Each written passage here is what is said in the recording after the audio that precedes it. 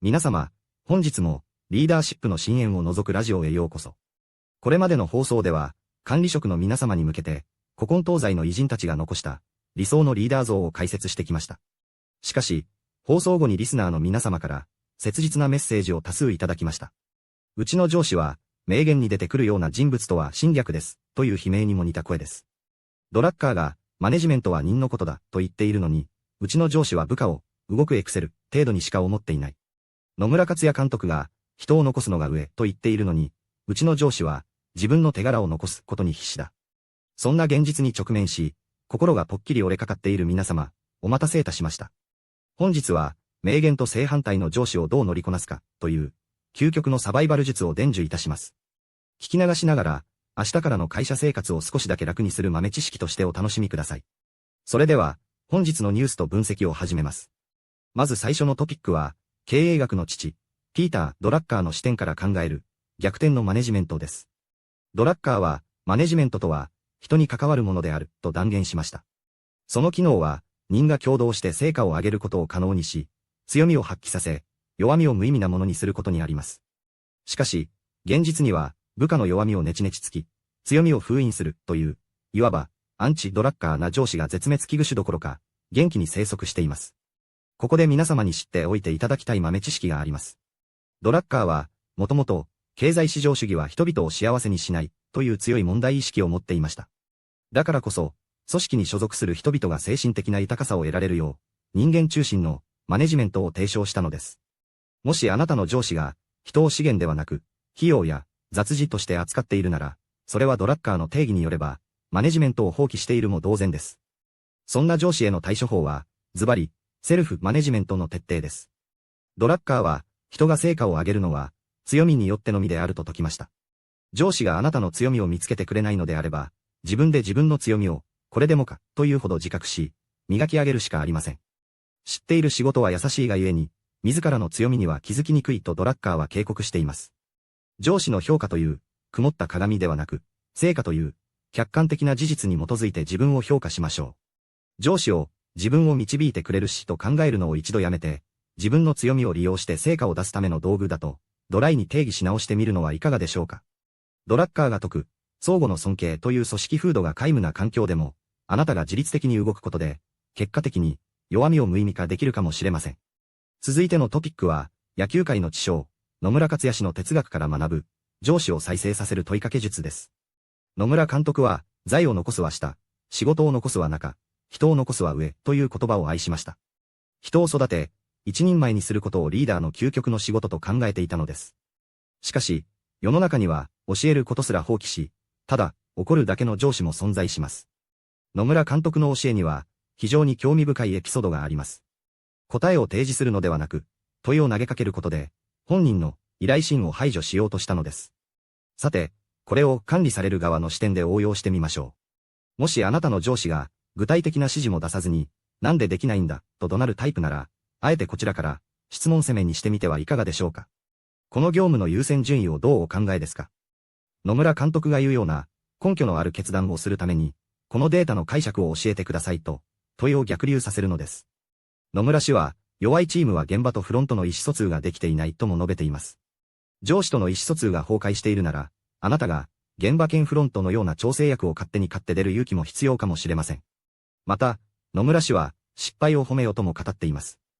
それは期待しているからこその叱責であるべきだ、と。もし上司の言葉に愛がないと感じるなら、それは上司自身の人間力が欠如している証拠です。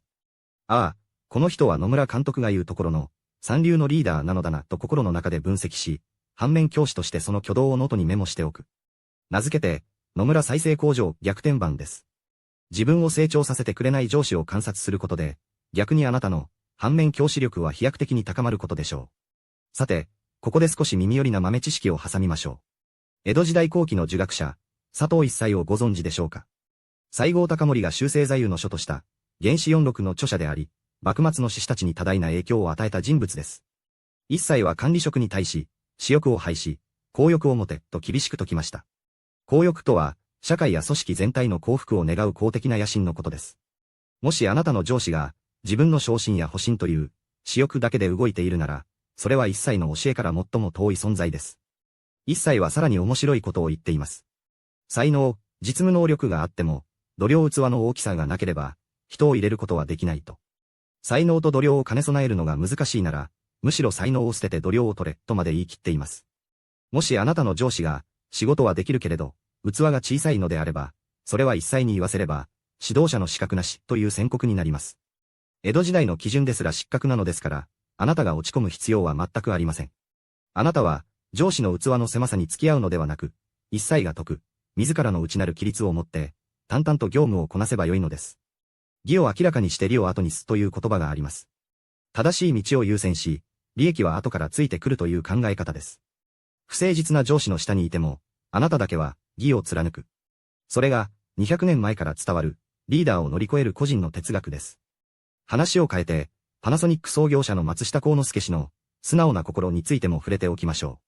幸之助氏はリーダーに最も必要なものは素直な心であると説きました。それは単に従順であることではなく、物事をありのままに見る、心の鏡を磨くことです。上司が偏見に満ちていたり、自分の非を認めなかったりする場合、この素直の定義が逆転して使われることがあります。俺の言うことを聞くのが素直だろうと上司が迫ってくる場面、ありますよね。しかし、幸之助氏の説く、素直は自分勝手な思い込みを取り払い、実相を把握することです。もし上司が間違った指示を出しているなら、それに黙って従うのは幸之助氏の言う、素直ではありません。むしろ、状況を客観的に判断し、必要であれば、こけたら、立ちなはれの精神で、制度を提案し続けることこそが誠実な態度です。幸之助氏は、人は褒めて使えとも言っていますが、現実には、褒めてもくれないし、叱り方も下手な上司が多いものです。そこで、あなたから上司を、褒めて使うという高度なテクニックに挑戦してみるのはどうでしょうか。部長のさっきの判断、実は松下幸之助が言う、責任者としての覚悟を感じましたなんて、少し嫌味にならない程度に名言を織り交ぜてみる。意外と、言葉の力で上司が、理想の姿に近づこうと背伸びし始めるかもしれません。次に、現代の、勝負師落合博満氏の理論を借りてみましょう。落合氏は、プロフェッショナルとは、自ら考え、責任を持って行動し、成長し続ける人だと定義しています。そして、孤独に勝てなければ勝負に勝てないとも述べています。もしあなたの上司が、チームの輪を乱したり、特定の部下だけを優遇したりして、あなたが疎外感を感じているなら。そんな時は、私はプロのフリーエージェントだ、と自分を定義し直してください。落合氏の、采配という著書には、結果論で語られることの多い世界だからこそ、その瞬間に最善と思える決断をするしかないと書かれています。周りが何を言おうと、上司がどう評価しようと、自分自身が、プロとして恥じない仕事をしたかどうかが全てです。落合氏は、欠点は直すより武器になる、という独自の視点も持っています。上司から、お前のここがダメだ、と指摘された弱点が、実は別の場面では強力な個性になるかもしれません。上司の評価という狭い物差しで、自分の価値を決めつけないでください。俺の価値は、この上司ではなく、市場が決める。そう思うだけで、少し肩の力が抜けるはずです。さて、番組も中盤を過ぎました。ここで、少し視点を変えて、前夜伝統文化の教えから、メンタル防御術をご紹介します。前後に、平常心是道、病状心是道という言葉があります。感情の振れ幅を小さくし、揺るぎない心を持つことが道である、という教えです。理不尽な上司に怒鳴られたとき、心の中で、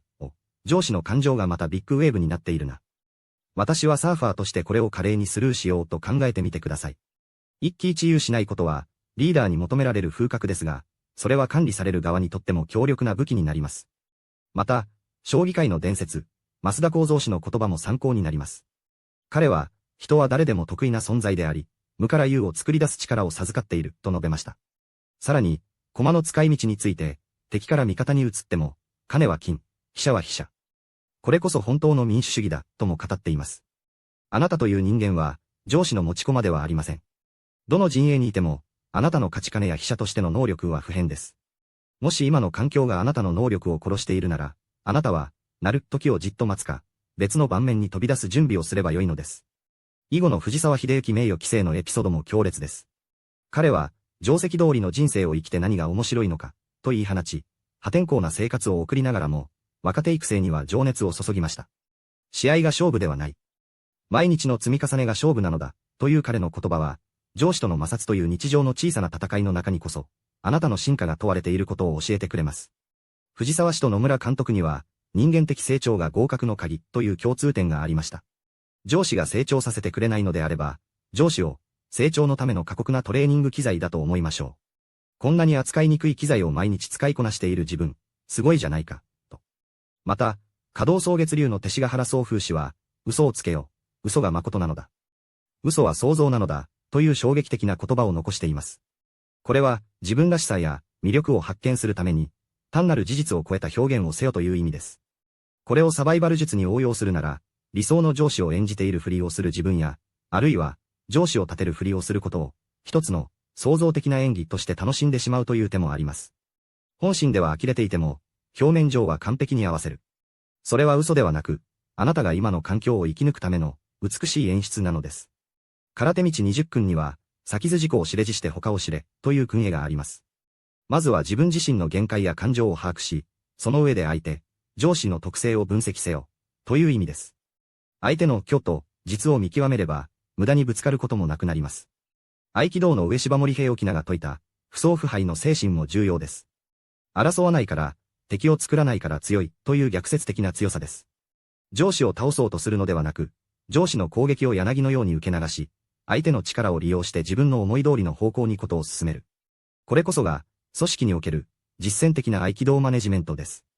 さて、ここで、樽を知る、割れただ即知という言葉を深く釣りしましょう。京都の龍安寺にある、四則のつくばいで有名ですが、これは、自分は満ち足りていることを知っている、という境地です。もっと評価してほしい、もっといい上司が欲しい、という欲望に執着しすぎると、心は永遠に満たされません。上司がひどい。でも、私は美味しいランチを食べられる自由があるし、週末には趣味の仲間がいる、と、現状の充足している部分にフォーカスする。欲望を抑圧するのではなく、執着を減らすことで内なる平和を得る。100歳を超えても現役を貫いた美術家、篠田東光さんは、期待しない、我慢しない、逆らわない、という独自の人生哲学を持っていました。人が敷いてくれた道を歩く一生は、私の性格に合わない。私の前に道がないのは、自分の性格ゆえの報いと受け入れる強さ。もしあなたの上司がひどい環境を作っているなら、これは私が自由に生きるための試練として用意された舞台だと、高く潔い視点を持ってみてください。東光さんは、100歳はこの世の違い保険とも言いましたが、あなたの心の中も、上司の支配が及ばない、聖域、違い保険であるべきです。まとめに入ります。本日の特別編でお伝えしたかったのは、上司が名言と侵略であっても、あなたの人生の名言はあなた自身が書き換えることができる、ということです。ドラッカーの強みの活用も、野村監督の問いかけの重要性も、一切の公欲も。これらはすべて、リーダーだけでなく、一人の自立した人間として生きるための指針です。上司がそれらを実践していないのであれば、それはその上司の人生の損失であり、あなたの価値を損なうものではありません。あなたは、あなた自身の心の鏡を松下幸之助のように磨き続け、落合博満のように、自分との向き合いを大ごとにし、佐藤一切のように、春風をもって人に接し、周想をもって自らを慎む姿勢でいればよいのです。ちなみに、一切はこの言葉に続けて、春風のような心を持ったリーダーに、人はなびくのである、と教えています。あなたが上司を追い越すような、春風の心を持てば、周囲の信頼は自然とあなたに集まることでしょう。最後に、皆様にお届けしたい言葉があります。若くして学べば、そうにしてなすあり。そうにして学べば、老いて衰えず。老いて学べば、死して朽ちず。